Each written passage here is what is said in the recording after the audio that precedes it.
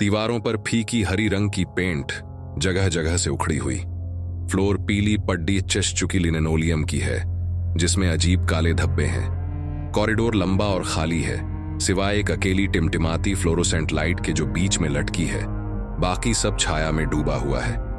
हवा में एक ठंडी बांसी गंध है, फॉर्मल्डिहाइड और कुछ और, मीठी और गंदी, जो आरामदेह नहीं है।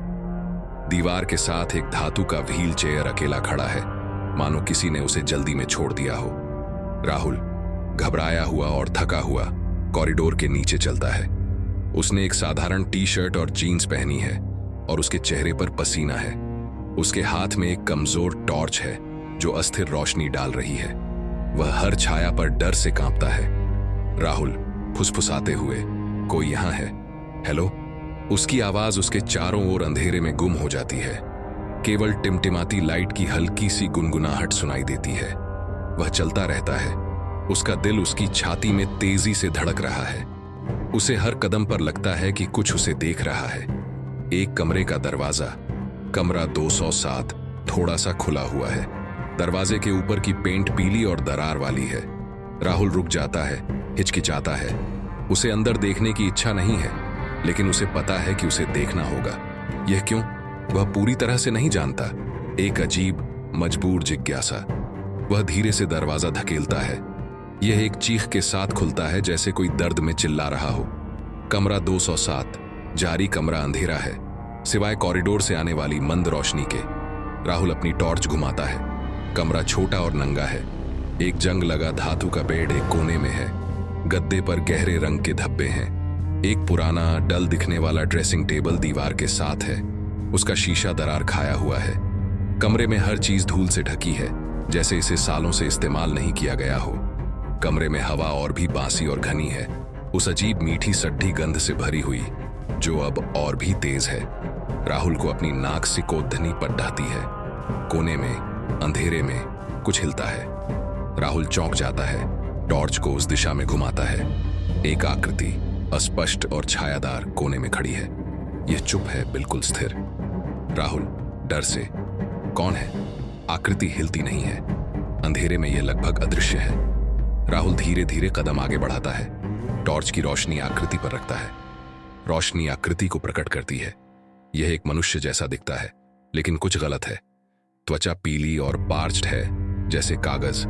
आंखें, अगर वे आंखें हैं, अंधेरे छेद की तरह दिखती हैं। आकृति के कपड़े फटे हुए और गंदे हैं, अस्पताल के पुराने गाउन जैसे लगते हैं। आकृति की सबसे भयानक विशेषता उसका मुंह है। यह अजीब तरह से खुला हुआ है। एक बड़ा काला छेद जो पूरे चेहरे पर फैला हुआ है। कोई होंठ नहीं है, कोई दांत नहीं है, बस एक अंतहीन अंधेरा। और उस छेद से एक धीरे धीरे थूक की तरह आवाज आ रही है।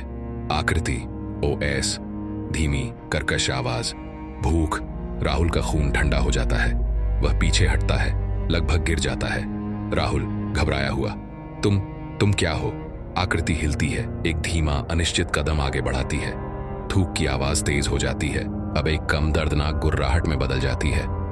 आकृति, OSX, गुर्राते हुए, भूखा। राहुल कमरे से भाग जाता है। टॉर्च उसके हाथ से लगभग गिर जाती है। वह कॉरिडोर में वापस भागता है। आकृति की कर्कश आवाज उसके पीछे सुनाई दे रही है। धुंधला हॉस्पिटल कॉरिडोर जारी। राहुल पूरी ताकत से दौड़ रहा है, हर कदम पर पीछे मुड़कर देखता है। आकृति कॉरिडोर के अंधेरे से बाहर निकलती है, धीमी लेकिन लगातार गति से उसका पीछा करती है। आकृति की आवाज अब एक जंगली चीख में बदल गई है, जो पूरे अस्पताल में गूंज रही है। वह गति उठा रही है, तेजी से आ रही है। राहुल जानता है कि वह उससे तेज नहीं दौड़ सकता। आकृति बहुत धीमी लग सकती है, लेकिन उसमें कुछ अस्वाभाविक, अपरिहार्य है। वह एक कमरे के खुले दरवाजे के पास ठोकर खाता है। कमरा 212। बिना सोचे समझे वह अंदर कूद जाता है और दरवाजा जोर से बंद कर देता है। कमरा 212। रात कमरा 207 जैसा ही है, लेकिन और भी खराब। हवा मोटी और बदबूदार है, जैसे सड़ता हुआ मांस। दीवारों पर दाग हैं और फर्श चिपचिपा लगता है। राहुल दरवाजे के खिलाफ अपनी पीठ दबाकर खड़ा है, हाँफ रहा है और सुन रहा है। कॉरिडोर में आकृति की चीख अभी भी सुनाई दे रही है, लेकिन दूर। वह धीरे धीरे कमरे में घूमता है, टॉर्च घुमाता है। इस कमरे में भी सब कुछ गंदा और टूटा हुआ है, लेकिन यहाँ कुछ और डरावना है। एक दबी हुई बुराई जो हवा में तैर रही है। एक कोने में वह कुछ देखता है जो उसे जमा देता है।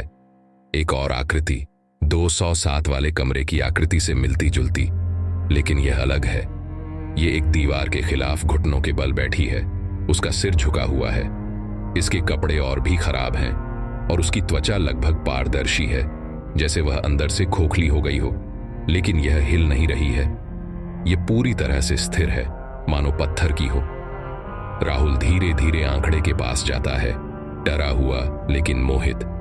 वह अपनी टॉर्च की रोशनी उस पर चमकाता है। आकृति का सिर धीरे धीरे ऊपर उठता है।